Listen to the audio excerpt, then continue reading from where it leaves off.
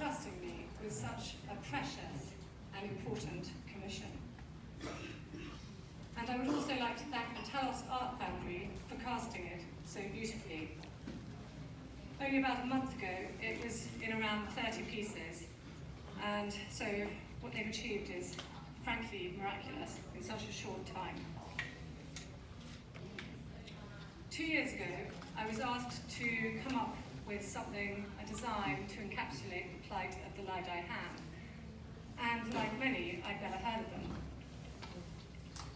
I listened to their testimonials, and I heard their anger, pain, despair, and disbelief at what life had thrown at them. And I thought, how on earth can I talk for these women and their children if I haven't walked in their shoes? The first thing that struck me was how trapped these women must have been and felt. They were only girls. As a mother of 3 children myself, I know firsthand that it is hard enough to bring up a child if it is not as a result of a violent and traumatic assault, as a lone parent, in poverty, and in social exclusion. Because of something that was done to them over which they had no choice, these women have faced one of the most unimaginable in human challenges, and are still standing here after all these years, recounting their intimate, personal, and emotional stories, shaking their fists, asking to be recognized. And they do so that others may not know such personal hell. What courage that must take. For this reason, this is a monument to their strength, which is illustrated here by the strength and enduring nature of trees, rooted in the past, trying but unable to move forward. The mother looking up to the sky for answers that are not there. Her child comes from another root, sheltering underneath her, away from the stigma, one hand bound behind its back, illustrating the social, educational, and generational handicaps placed upon them.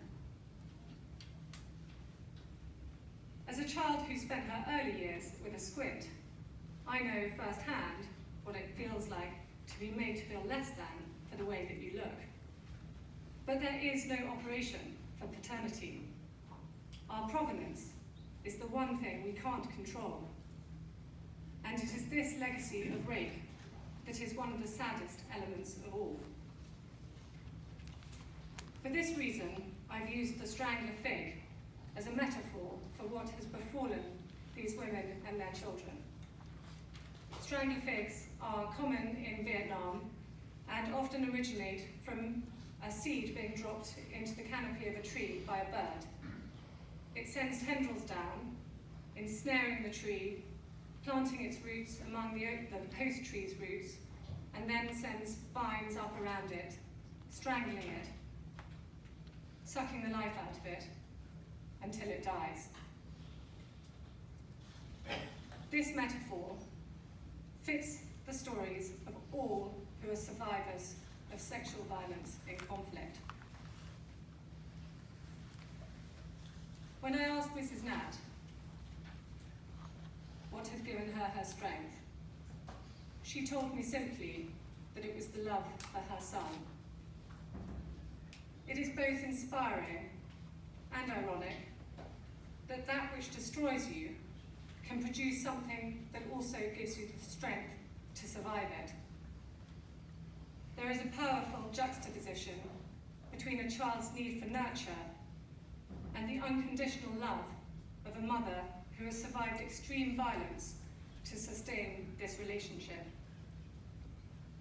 So here, while they are bound together through love and shared sufferance, the child's hand reaches up for reassurance, and the mother cradles the child's head protectively in her hand.